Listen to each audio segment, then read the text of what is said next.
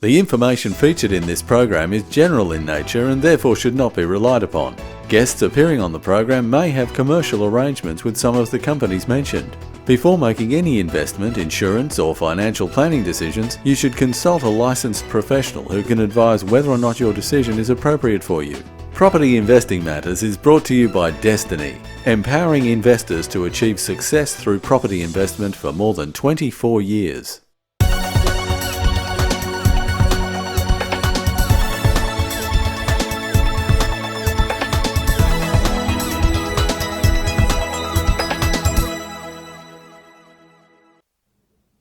Hello and welcome to Property Investing Matters.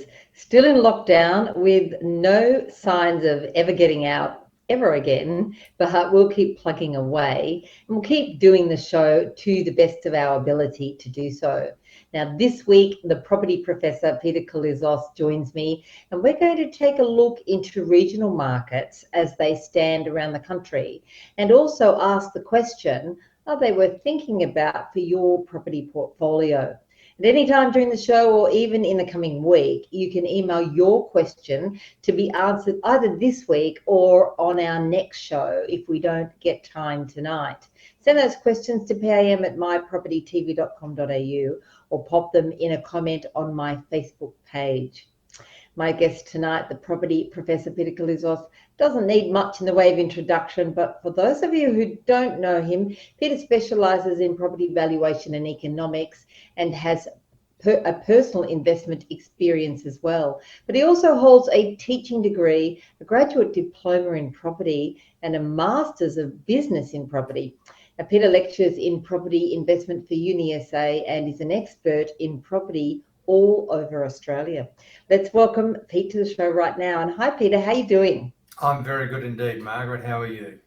Very well, and I'm sure you're doing a whole lot better than I am, given that you're not in lockdown and I am. But yeah, hopefully we'll come out at some stage very soon. I really wanted tonight to talk about the regional markets because I'm very aware that in the last couple of weeks and months, we have had a fairly big focus on those markets that are in our capital cities because let's face it, the capital cities are all doing really well. But I know there are some people who not only like to invest regionally, but there are times when regional investment is very appropriate for people. So I guess before we start getting more specific about the regions, what to you are some of the benefits of investing regionally? So I think one of the big advantages is the lower entry point. Generally speaking, it costs less to buy property in regional areas than it does in capital cities. And the other big bonus is generally you'll get a higher rental return in regional areas than you will in capital cities. So in our own portfolio, we have regional property as well as capital city property. And there are advantages and disadvantages of regional property. But certainly when we were first starting out, that was virtually the very first investment property we bought. Why? Because that's all we could afford to buy at the time. And the extra cash flow compared to what you would get in the city certainly helped with our serviceability. So regional property is certainly something that people can consider, especially now since COVID-19. I think there's going to be a big shift from cities to lifestyle locations, in particular within commuting distance of the city. So watch this space. Peter, you talk about the fact that regional investing could be a good affordable option for someone who wants a lower entry point, but we're actually finding in many parts of regional New South Wales, to a lesser extent some parts of Queensland and Victoria, that regional investing isn't necessarily cheaper than our city counterparts. We certainly have many parts of our regions in New South Wales where if you went to the city but went further out from the city, you'd probably buy something of equal price or less price. So these regional areas are now a victim of their own success because since COVID has started, and most importantly or particularly the ability to work from home, people are seriously considering, say, earning a city salary but paying country expenses. But there has been so much of a shift to the city that there's been an increase in demand. Supply hasn't been able to keep up, therefore prices have gone up. So certainly for those regional areas that are within commuting distance of the city, and commuting distance differs depending on which city you're in. In my home city of Adelaide, we would consider commuting, say, if you're within an hour of the CBD, but in Sydney or Melbourne, it would be further away from the CBD. So if you're in nice lifestyle locations within commuting distance, then as we're going to go through very shortly, you will see that they've had some very big, not only property price increases, but rent increases as well. So if we had a crystal ball, we would have done this 2 years ago before COVID-19 hit.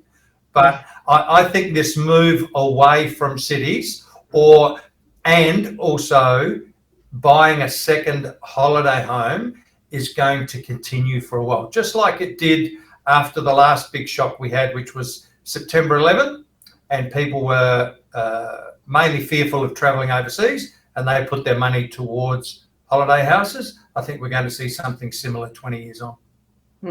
It's interesting, isn't it? You talk about travelling in Adelaide an hour out of the city, and you're in the regions, but in Sydney an hour out of the city, and you're still in the city, pretty much. So there's a definite difference from state to state. And I know many years ago I did talk about the fact that as we became more and more amenable to being able to have some work from home time and some digital solutions, we would start to favour the regions more than we did. Not expecting, of course, that to come forward and happen a lot earlier with COVID.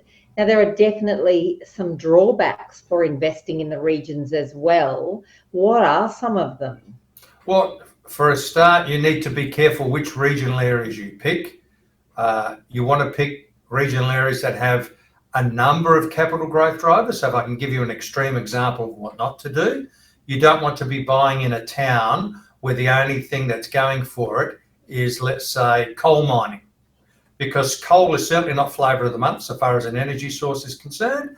And in the short term, if the price of coal fluctuates up and down, that affects the health of the mine. And in the long term, I don't think we're going to be burning coal for much longer for our energy. So if your town, like in central Queensland, places like Middlemount, Dysart, which are heavily influenced by coal mines, that could be a problem long term. Whereas there are other mining areas, say those that are mining rare earth or copper, for example, but providing they also have other advantages, then they would be regional areas to look at. So you need to be careful about regional areas. Basically, you need more than one capital growth driver to drive it forward. Yeah, I think that's critical, isn't it? Because a lot of people don't realise that very often a town is prosperous for a time because of the commodity that it has available. And that doesn't necessarily have to be a mining commodity. It could be a town that's based on, say, the local paper mill, where, at some point in the future, potentially the trees are going to start to get, less available, and therefore that town might start to wind down the paper mill. A town that might be based on one industry could be agriculture at a time when we can't export out the meat, and therefore we might have a problem in that area. So people really need to look deeply into what it is that makes that town exist, and make sure that if that one thing goes away, the town doesn't cease to exist. I agree. So what we've got, for example, in South Australia, we've got a lot of pine growing, which is used for manufacturing, furniture, construction of houses. But over the last 20 or 30 years, that has diminished, not because we don't need as much pine, but because it's cheaper to get wood from somewhere else, or to mill the wood somewhere else. So you need to be very careful and not work out why that town exists, but why will people want to continue to go to that town? What is the attractiveness of that town or regional area? So you talk about making sure that there isn't just one industry, and that's a bit of a no-brainer. We need employment in a town to make it happen. But what are some of the other important features that a regional area, and we're not necessarily talking about towns, certainly in some of the biggest states, regional areas can have big populations. Like the Central Coast has a population of close to 400,000 people, but it's regional. So we can have these big regional areas with upwards of 100,000 people living in them. Geelong is another good example. What are some other things apart from that diversity of industry and potential to commute maybe to the bigger, at least centre? It doesn't necessarily have to be to the capital city, but to the bigger centre. Apart from that, what features would you like to see in a regional town that you're going to invest in? Well, the Central Coast is a great example, Margaret, because number one, you've got hospitals. Number two, you've got universities. So the kids that grow up, they don't have to leave to go to a high school or to a university. They've got the TAFE. So they've got many services that can service the community and all age groups. So people do not have to leave. If you're looking to attract older people, then medical services are really important. So not just the hospital, but the associated medical services. So that will attract them. Beaches, if you're looking for people who are looking to buy a second home or retire or semi-retire, either beaches for sea change or lovely tree change areas. So there are a number of things, mainly hard infrastructure, that is really important to help secure your investment in a regional area. Peter, we're hearing a lot at the moment about those big regional areas like the Central Coast and Wollongong and Shell Harbour, and then mostly because, they were in the COVID news, but also areas like Geelong and Ballarat, Mildura doing very well at the moment. But we're not getting a lot of information, or there doesn't seem to be a lot of information in the media about the regional areas of South Australia.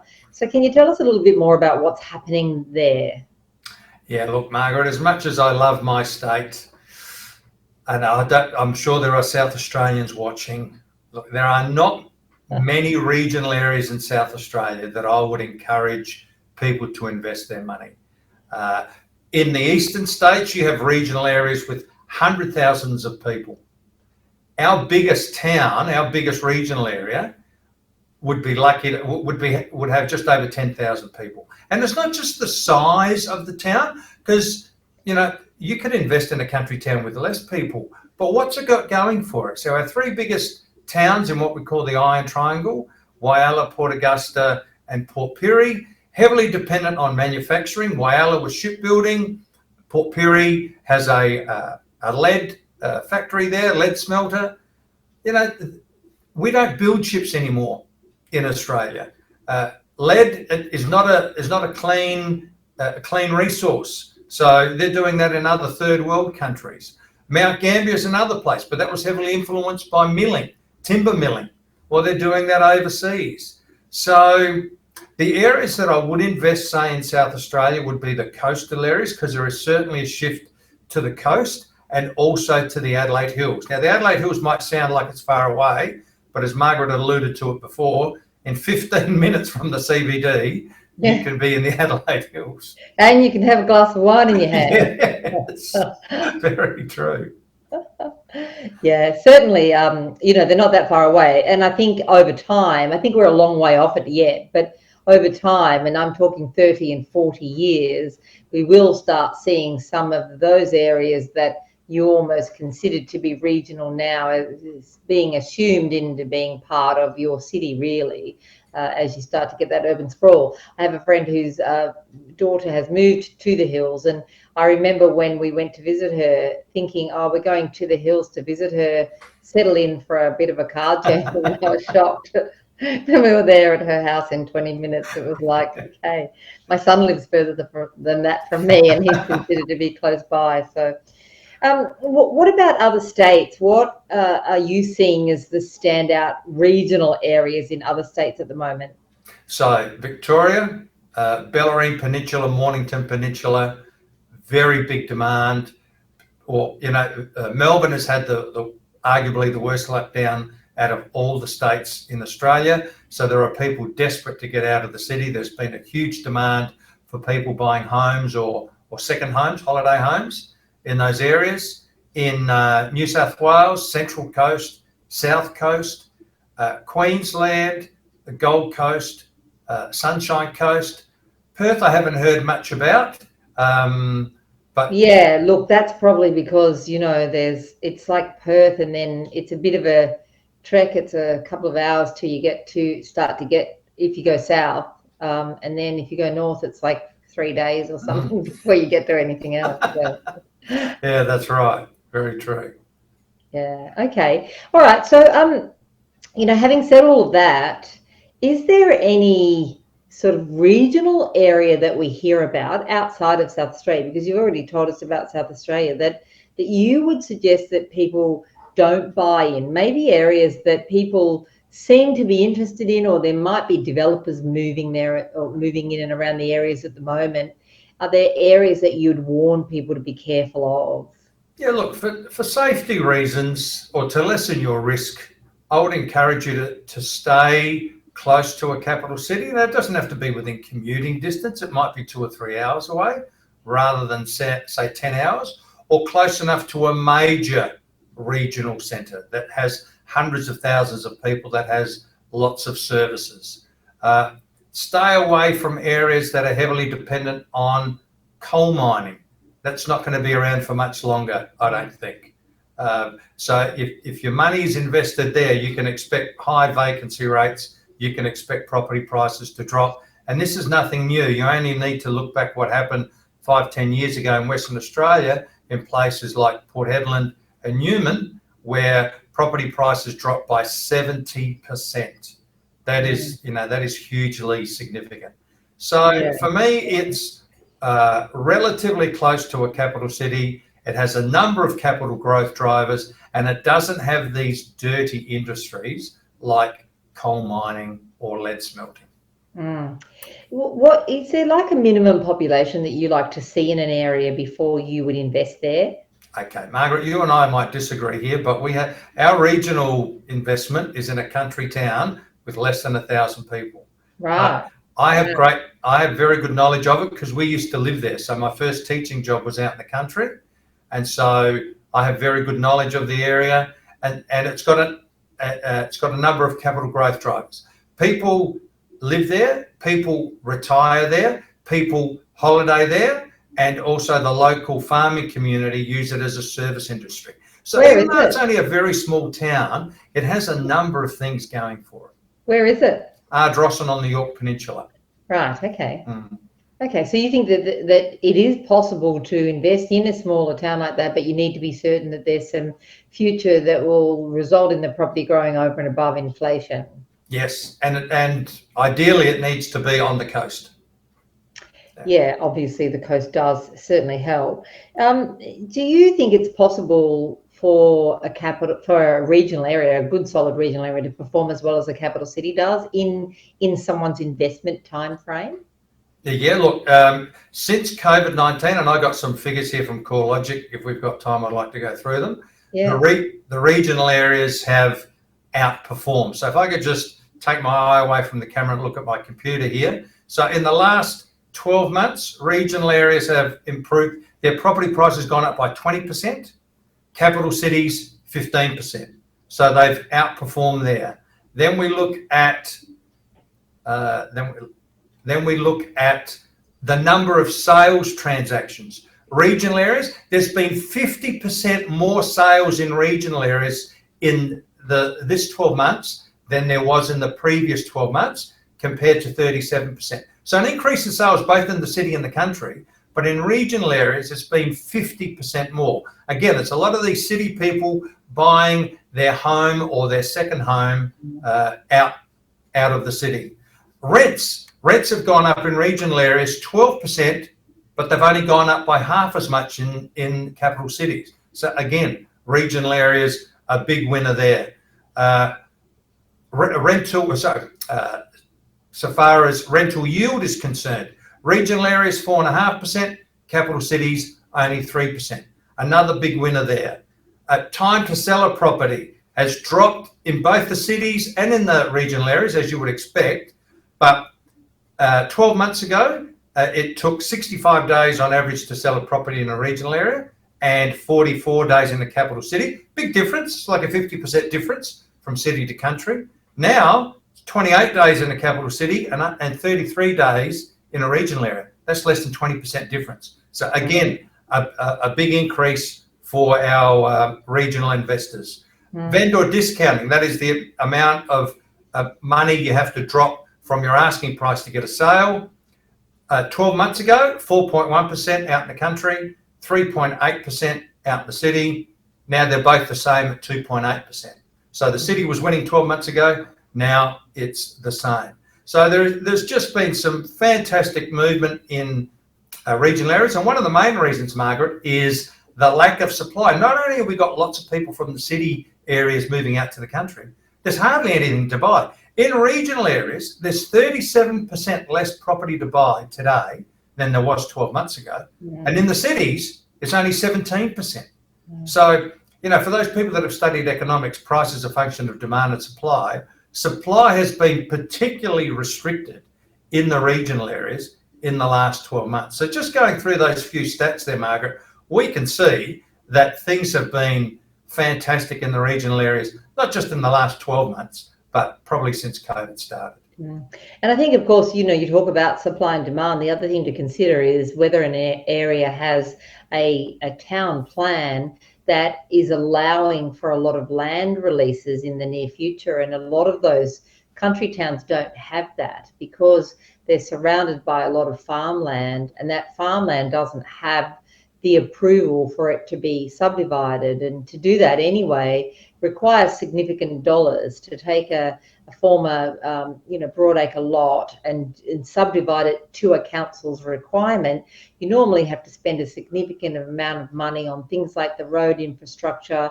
and many councils require you to have things like even a neighbourhood centre with at least a shop and a petrol station. And so even though a lot of these regional towns seem like they have endless land, getting that land developed into lots that people can buy to build houses on isn't actually as easy as you might think. And I think that really contributes to the lack of supply. Certainly does. As you say, just because there's lots of farmland around a country town doesn't mean that they're going to develop residentially, especially, for example, if surrounded by grapevines. Very hard to get the community to agree to rip out grapevines to put in more houses. Might be a bit different if you've got wheat or barley, but something as valuable as, say, dairy country or wine country, it's going to be very difficult to get that land rezoned. And of course, one last thing too, Pete, that I find a really interesting thing to consider in some of these regional towns is whether the replacement cost of a property is more or less than what it costs you to buy an established property. I know for a long time, and Karratha is an area where I wouldn't invest myself because I think it's a highly risky area to invest. And for a long time, or for a short time really, the property prices went up to around $1 million and then dropped right back down to 200,000. So those kinds of swings are far too uncomfortable for a property to sit into my portfolio. But I know that at the moment, the price of buying an established property hasn't quite reached what it would cost you to build a new one there. So despite the fact that there are land releases and land available, you wouldn't build a house there because you can just buy one cheaper than it will cost you to build. That's right, yeah. Dead right there, Margaret. Just because there is a lot of land there, you've got to look at the economics.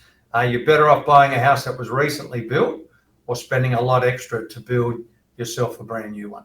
And those country towns, of course, can be more expensive to build because you have more difficulty with supply, more difficulty getting the labour. So it can cost a lot more to build in a town like that than it does to build in the city, where you've got project home builders who just, whack up cookie cutter homes quite easily. Very true. And some of them, depending on how close it is to the city, some of these project home builders might go out to that country area to build, but that's going to cost you extra because they've got travel time, they've got accommodation costs and so on. Exactly. Well, if you have a question about any aspect of property investing, you can be in the running for my book prize just by sending it in an email to pim@mypropertytv.com.au, or you can also send me a direct message to my Facebook page at any time during the week. If we use your question on any show, you'll receive the book prize. And this week, that prize is the 20 must-ask questions for every property investor. You must have your question answered on the show to qualify, and you must write to me at the end of the show to get the book. Now, when we come back from this short break, we are going to be talking more about the regions, and of course, we'll start answering the questions that you've sent us so far. So there's plenty more to come on the show this evening.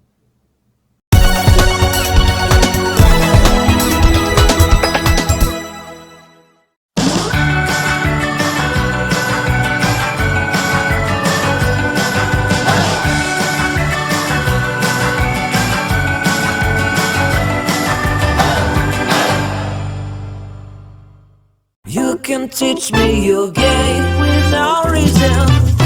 Make me feel like a lonely friend. So call me now. Come on, babe.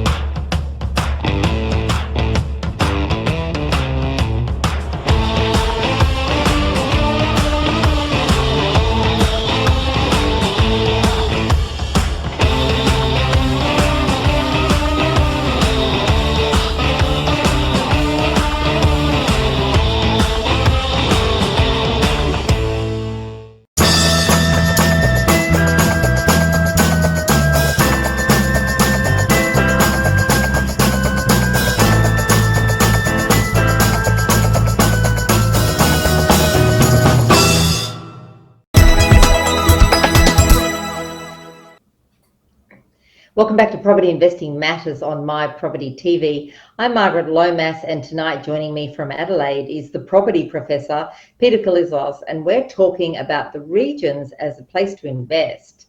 And we've received plenty of questions for us to answer tonight, so let's get to this first one. It comes from Costa, and Costa says, "Hi Margaret and Peter, what does a post-COVID property market look like, and how can we plan now to take advantage?" Peter, it's quite a loaded question, really, I guess, because if someone had have asked me when we first went into COVID what would happen to property, I would have thought that it would have flattened and not much would have happened. I would have thought that everyone being in lockdown, people concerned about their jobs, all of the businesses prevented from trading, would have made property just stagnate, but the opposite's been the case. So, Margaret, in March last year, I too was worried because I'd never encountered living in a pandemic and what would happen to property during a pandemic, certainly lived through recessions. So what I thought I'd do, because COVID-19 was going to bring on a recession, I did some research to look at what happened to property prices in previous recessions and the global financial crisis. So I looked at the 1970s recession, 1980s, 1990s, global financial crisis. And what I found was Australian residential property is very resilient. Not commercial property, but we're just talking residential property here. And what I found was even during a recession, property prices went up. And certainly after the recession was over, it went up, which does sound odd when you think, certainly in the 90s recession, we had huge unemployment, we had double-digit interest rates, we lost a lot of middle management in the recession we had to have in the 90s. So there was a huge impact to the economy in particular. Victoria and South Australia were doubly impacted because they had some of their major banks failed. So that certainly didn't help their recovery. So despite these economic hits, Australian residential property has shown to be quite resilient. And once again, we are seeing exactly the same thing. I was like you, Margaret. I was really worried. I thought, here we are in a recession. There'll be people unemployed, businesses that'll shut up shop, possibly go broke. Who's going to be buying property? Well, we're going to have, nationally, we're going to have probably the best year that we've seen since pre-GFC. Nationally, we're probably going to have over 15% growth. And some capital cities, like our small capital cities, Canberra, Hobart and Darwin, are already over 20%, which, I mean, for Hobart, it's seen that recently, but for Canberra and Darwin, they haven't seen that for a very long time. Yeah, look, Costa, in thinking about this, it's difficult. It's a difficult one to respond to because you do need a crystal ball to work all of this out. And we can compare it to other crises that have occurred in the country. But the problem is it hasn't been a health crisis, but also we don't know how long this COVID situation is going to last and whether or not those, particularly those states who are steadfastly wanting to follow an elimination strategy at this stage, just how long they can do that for before they eventually realise that elimination isn't going to be possible and that COVID is now with us and with us for the long term, and we have to find a way to live with that.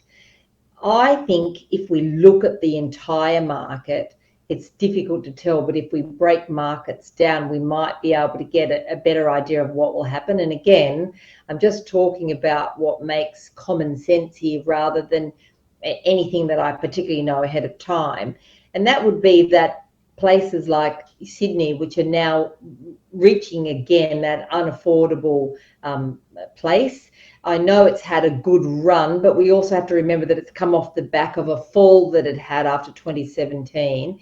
And it's only about 4 or 5 months ago that it actually got back to its 2017 peak. So although the run seems good, in real terms, we're only just above the 2017 peak in Sydney. So anyone who bought at the end of that last run in 2017 paid too much, and they've been waiting for it to come back, and now it's come back and they finally started to make some money. But I think we're getting to the point where it's unaffordable. We won't see people investing there.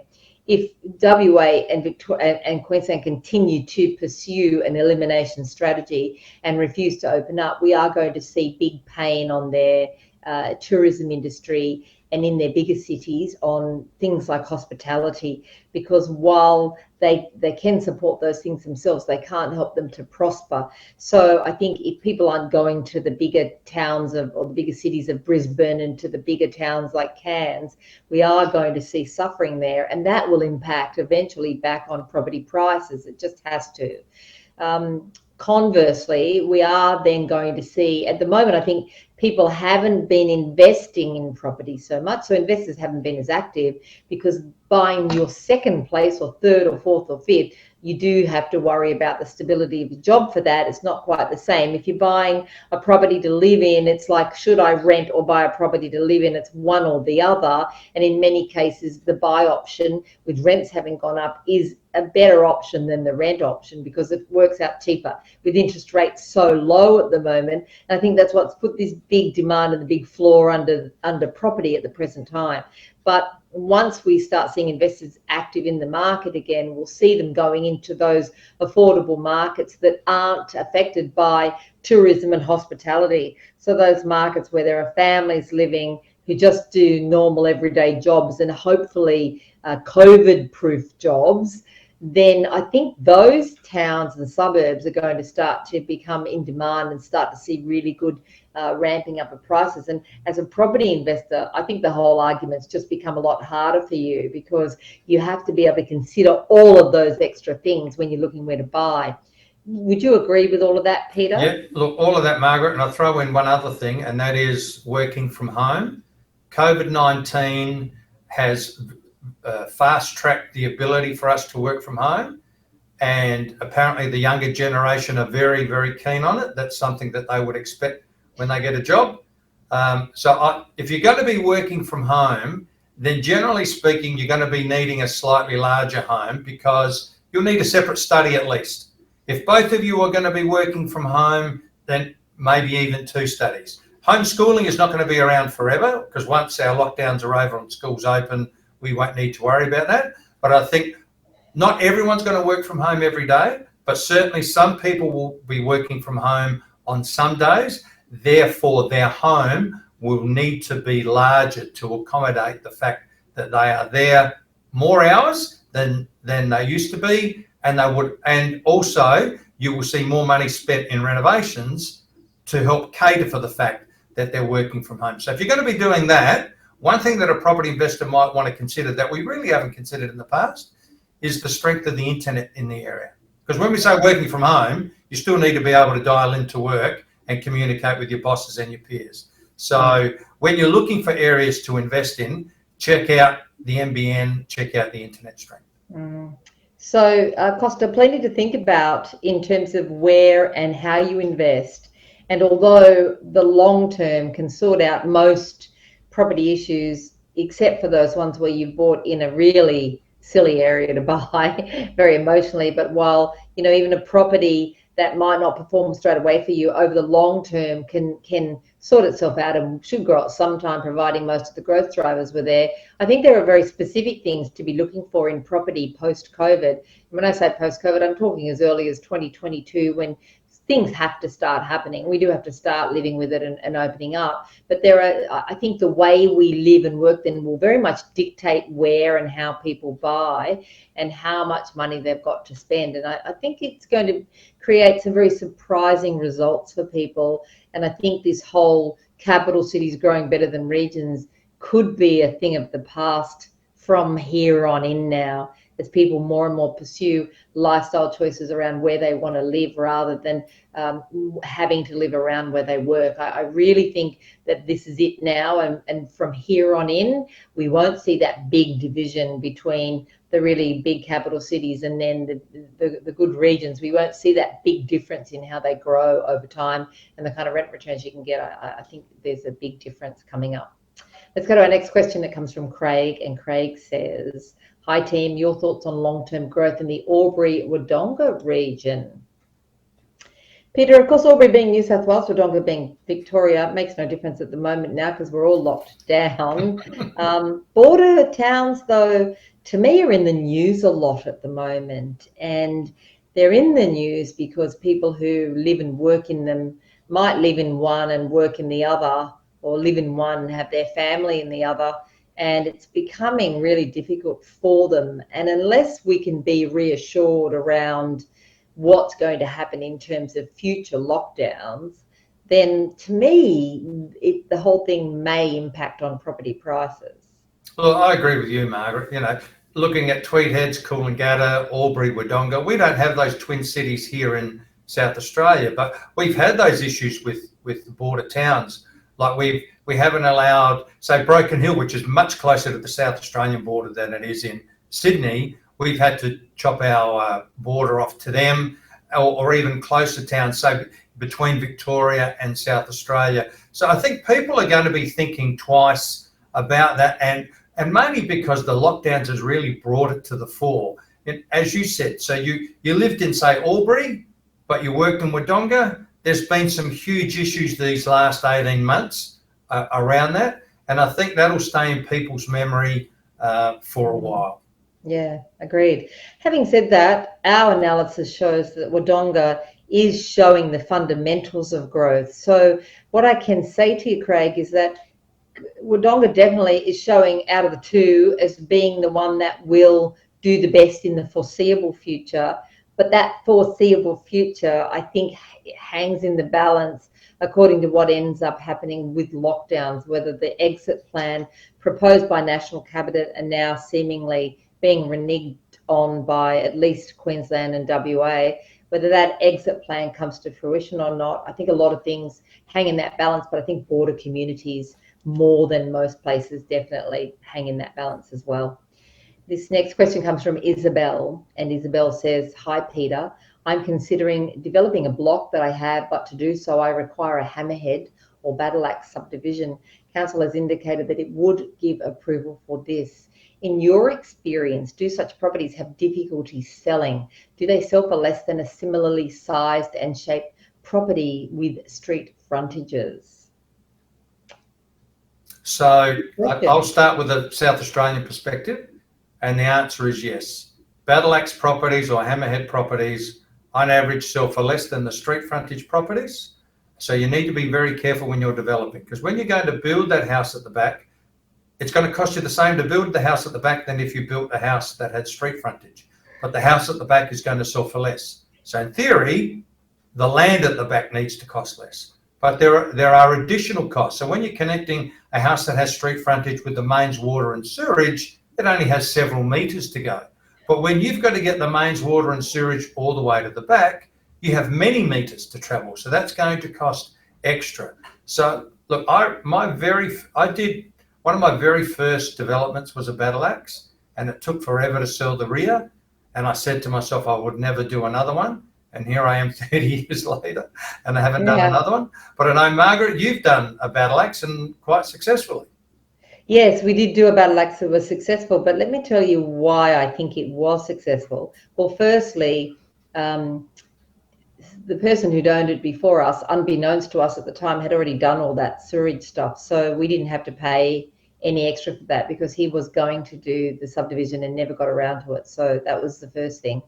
But secondly, we were able to get enough land, so significant land size on the back block, so that we could create within that almost compound, we could create plenty of room so that at the front of the house, which doesn't face the street, well, it faces the street, but it's not on the street, has all of this visitor parking and things like that. So when their friends come over, the people who live in there now, when their friends come over, they don't have to sort of park on the street and walk down this battle axe. There's plenty of room to just drive up. And in fact, it's turned out that it's more like another small road that goes up to that house. So if it's going to be created that way, I think the saleability isn't quite as affected. And in this case, I know the people living there at the moment, because it's my daughter, they like it. They like being away from the street frontage. I suppose it depends on what kind of street you live in as well. You know, if it's in a street that's maybe a main road or near a main road, then it could be nicer to be in behind where you don't have that going on. But if you're in a beautiful street with great neighbours, you probably want to be closer to the front because you are a bit isolated at the back. But she actually quite likes living there because she feels isolated. She feels on her own. She's up high as well, so she's got some great, just sort of countryside views as well.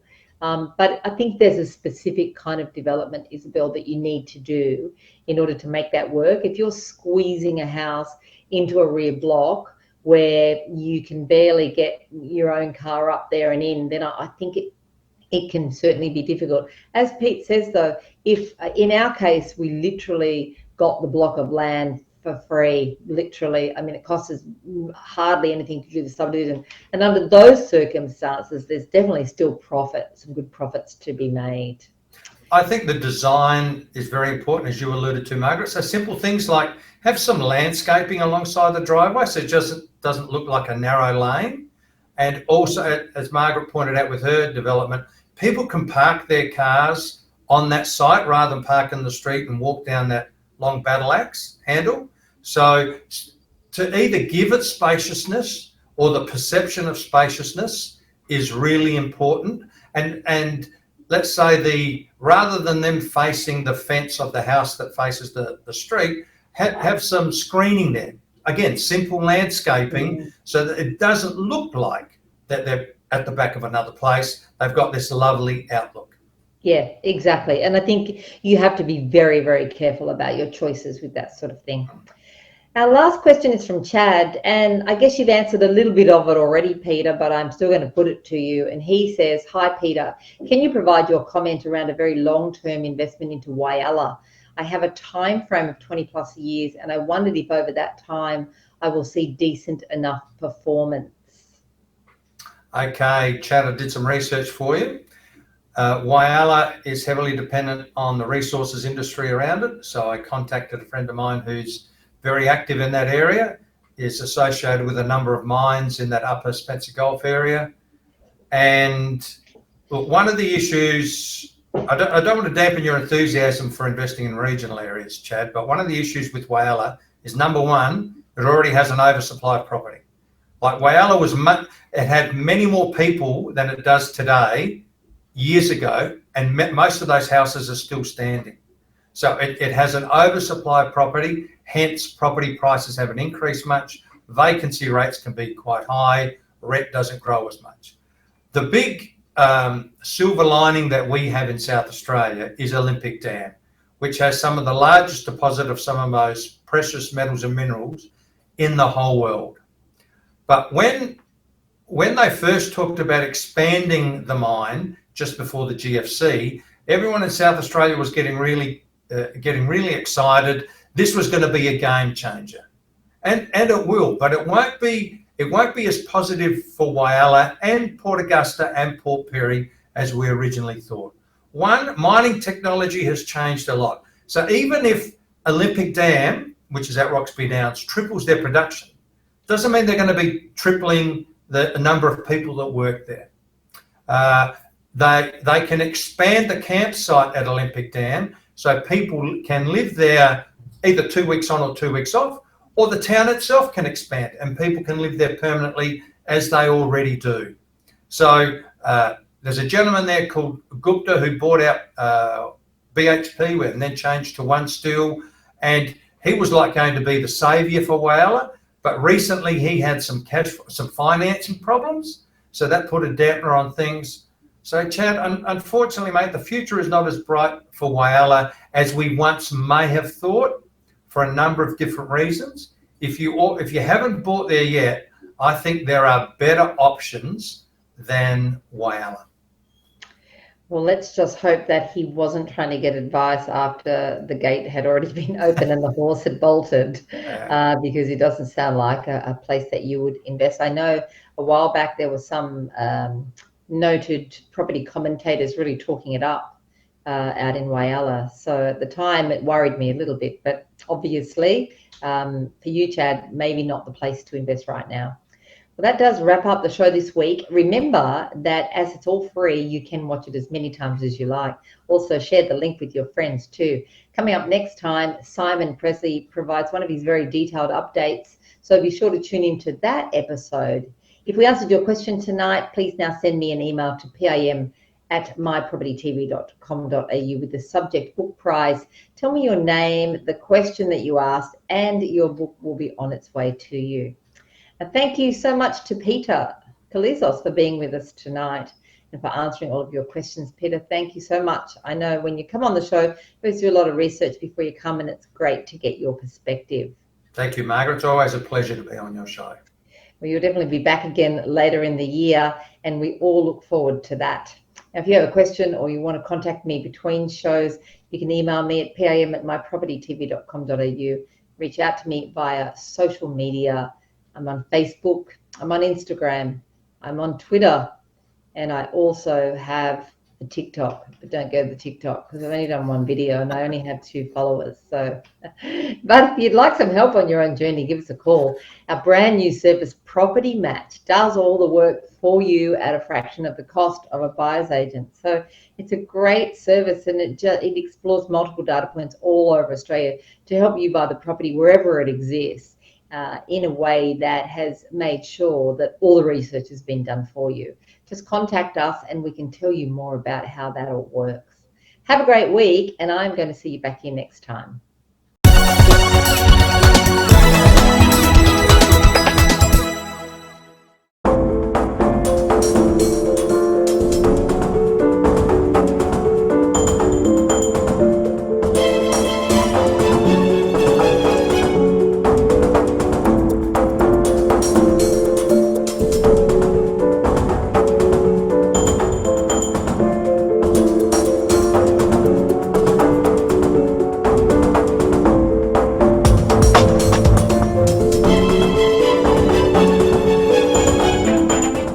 Property Investing Matters was brought to you by Destiny, empowering investors to achieve success through property investment for more than 24 years.